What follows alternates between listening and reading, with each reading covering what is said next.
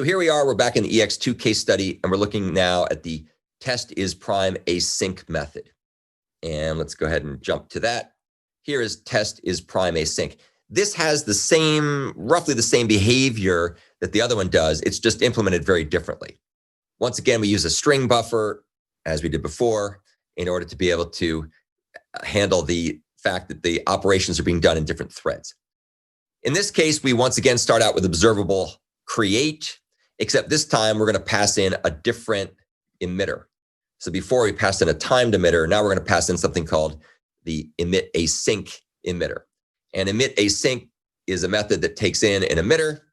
And what it's going to do, remember before we used the interval method to run these things in a background thread. This time, we're not going to do it that way.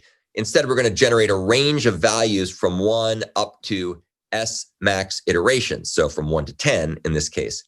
And then we're going to use the subscribe on method. And that's going to say, start here with this range call, but do this in a background thread and make that background thread be a new thread of control that comes out of what comes back from the new thread factor method on the scheduler's utility class. So we're basically creating a new thread and we're going to run all these computations in that new thread. So we're going to be emitting these values from 1 to S max iterations in a background thread.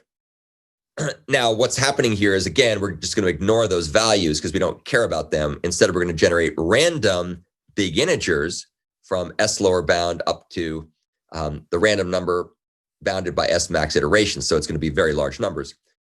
Again, we filter out anything that's even because we know that those couldn't possibly be primes. And then we go ahead and use the subscribe method. So this subscribe method, as we had done before, is going to propagate the values, the random big integers. If everything goes well, it'll call the onNext method on the emitter. And if things have errors, we call onComplete. And if we get onComplete, we call onComplete. So we emit onComplete. So that's what we're basically going to pass up from subscribe. And notice that this will all take place in the publisher background thread, which is this new thread that we created here. All right. So now within the same stream, so we have a stream of things that are being emitted. The next thing we're going to do is we're going to go ahead and print out the value. So we're going to print out the result just so you can see from a debugging point of view what's happening and what thread it's occurring in. And now things get interesting. What we're going to do now is we're going to apply the observe on method. Remember what observe on does is it says, I no longer care where this is coming from, what thread it's coming from. Henceforth, I want the subsequent processing to run in this thread. And this thread is a new thread, which is the subscriber thread.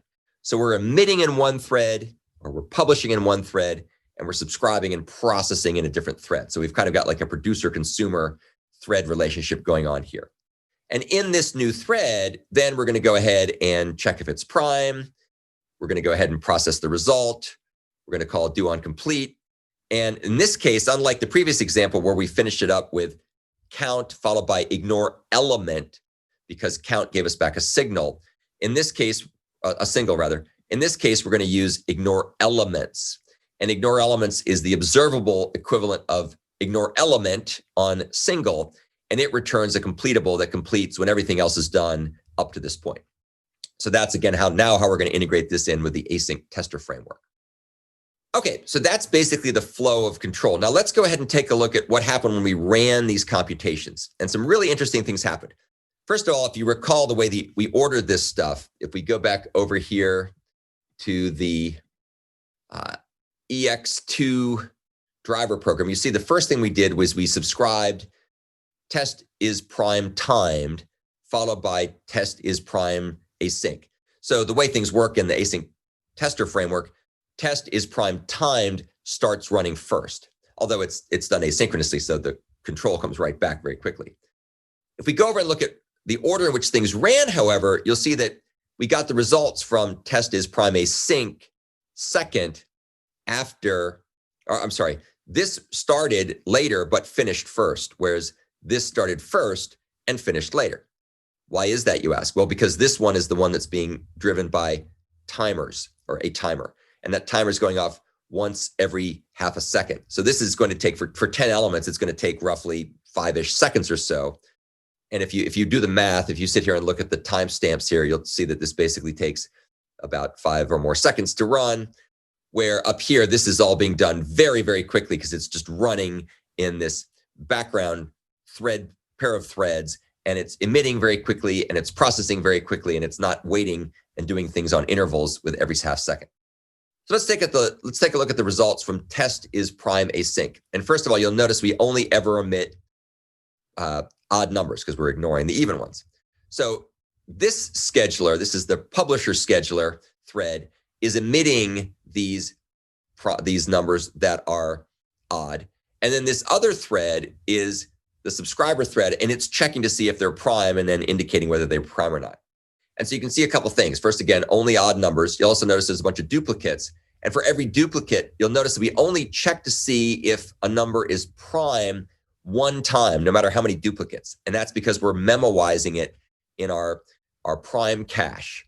And we're using the compute if absent method that's part of the atomic check then act coolness of the concurrent hash map in order to sort of memoize and cache those results. So we don't have to keep doing the expensive computations over and over again. So that's basically showing us how the test is prime async method works. Down here, we see the results for test is prime timed. And as you can see here, in this case, everything's running in one thread. This is the thread that's running the interval method in the background. It's coming out of the computation pool. And we're emitting the number. Once again, only odd numbers get emitted.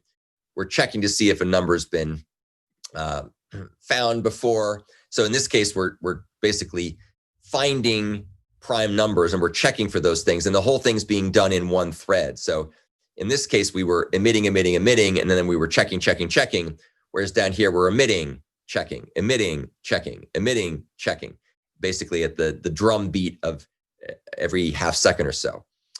And again, we're using the memoizer, so we're not going to keep checking to see if a number's prime if it's already been computed and stashed away in the concurrent hash map.